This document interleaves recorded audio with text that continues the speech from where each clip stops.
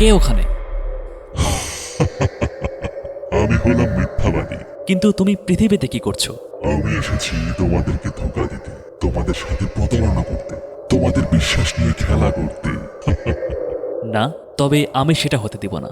আমি তোমার মুখোশ আজই আমার দর্শকদের কাছে উন্মোচন করে দিব, তাদেরকে সতর্ক করে দিব।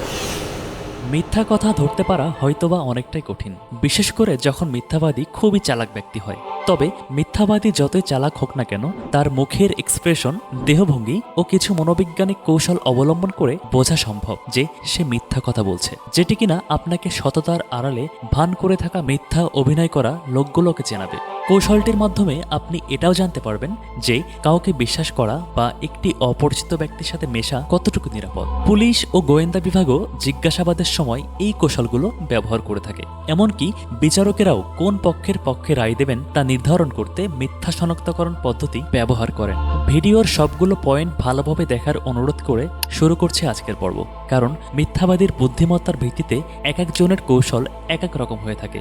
এক, ব্যক্তির চোখ দেখে বোঝার উপায়। বিজ্ঞানীরা বিশ্বাস করেন যে মনোযোগ দিয়ে পর্যবেক্ষণ করলে আমরা অন্যের চোখ ও ভ্রুর অস্বাভাবিক আচরণের মাধ্যমে অনেক গুরুত্বপূর্ণ তথ্য ধারণ করতে পারি। সাধারণত কেউ যখন আপনার সাথে মিথ্যা বলবে তখন সে আপনার চোখের দিকে তাকাতে স্বাচ্ছন্দ্য বোধ করবে না। উদাহরণস্বরূপ, এমনি সময় কেউ যদি 100 ভাগ চোখে চোখ রেখে কথা বলে, তাহলে মিথ্যা বলার সময় সে নার্ভাস হয়ে গিয়ে 70 ভাগ চোখে চোখ রাখতে পারে।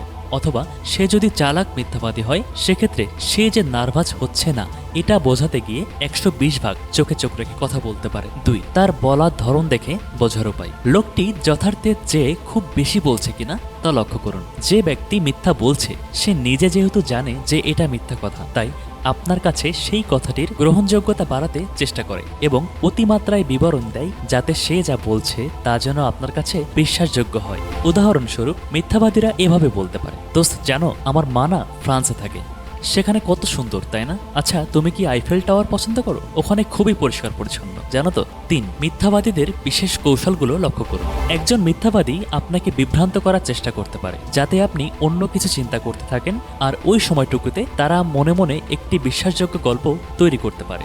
উদাহরণস্বরূপ, আপনার প্রশংসা করতে পারে, যেমন বলতে পারে, বাহ খুবই ভালো প্রশ্ন করেছো, অথবা তুমি কবে কবে এত ভালো তদন্তকারী হয়ে উঠলে। বিষয় এড়াতে হাস্যরস বা কটাক্ষ ব্যবহার করতে পারে, যেমন তুমি কি বলো এগুলা, আচ্ছা যাও, তুমি যা শুনেছ সেটাই সত্যি। 4, ব্যক্তির কণ্ঠস্বর শুনে বোঝার উপায়। যদি কারো কণ্ঠস্বর স্বাভাবিকের চেয়ে আলাদা হয়ে যায়, তবে এটি একটি লক্ষণ যে সে মিথ্যা বলছে।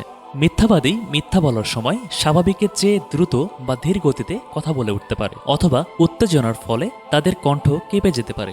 উদাহরণস্বরূপ, মিথ্যাবাদীরা মিথ্যা বলার সময় তাদের কথা তোতলিয়ে যেতে পারে, যেখানে অন্য সময় তারা তা করে না। 5, ব্যক্তির প্রতিক্রিয়া দেখে বোঝার উপায়। একজন সত্যবাদী ব্যক্তি প্রায়শই আপনাকে কোনো ঘটনার আরও বিস্তারিত আলোচনা করতে পছন্দ করবে। অপরদিকে মিথ্যাবাদীরা ইতিমধ্যে যতটুকু ঘটনা বর্ণনা করেছে ঘুরিয়ে পেঁচিয়ে ঠিক ততটুকু সীমাবদ্ধতার মধ্যেই পুনরাবৃত্তি করার চেষ্টা করবে, কারণ মিথ্যাবাদীরা তাদের গল্পকে বেশি জটিল করতে চায় না। 6, এক বিষয় থেকে অন্য বিষয় লাভ দেওয়া। চতুর মিথ্যাবাদীরা প্রায়শই একটি বিষয় থেকে অন্য বিষয়ে মনোযোগ সরিয়ে দেওয়ার চেষ্টা করবে। উদাহরণস্বরূপ, তারপর আমি সেখানে যেতে গিয়ে দেখি, আরে আপনি কি এ সপ্তাহে চুলের নতুন স্টাইল দিয়েছেন নাকি, ভালোই তো লাগছে। বিশেষ প্রশংসা করা সম্পর্কে সতর্ক থাকুন। মিথ্যাবাদীরা জানে যে লোকেরা প্রশংসার প্রতি ভালো আগ্রহী। কাউকে প্রশংসা করে তাকে জিজ্ঞাসাবাদ থেকে বাঁচার সুযোগ পাওয়া যায়। 7, ব্যক্তির গলা দেখুন। মিথ্যা বলার কারণে মিথ্যাবাদীদের শরীরে অ্যাড্রেনালিনের উৎপাদন বৃদ্ধি পায়, যা তাদের লালা পাম্প করতে গলায় সমস্যা করে। তাই মিথ্যা বলার সময় মিথ্যাবাদীরা লালা গিলতে চেষ্টা করে। সেক্ষেত্রে লক্ষ্য করুন যে সে অতিরিক্ত গলা পাম্প করছে কিনা। 8, জিজ্ঞাসাবাদের মাধ্যমে মিথ্যা শনাক্ত করা। আপনি যদি সত্যি নিশ্চিত না হন যে তারা সত্য বলছে কিনা, তাহলে তাদের গল্পটি একাধিকবার পুনরাবৃত্তি করতে বলুন। সত্য নয় এমন তথ্য মনে রাখা মিথ্যাবাদীদের জন্য কঠিন। উদাহরণস্বরূপ, তাকে গল্পটি পিছনের দিকে বলতে বলুন। যদি আগে বলা কাহিনীর সাথে অমিল পান, তাহলে হতে পারে সে আপনাকে মিথ্যা বলেছিল।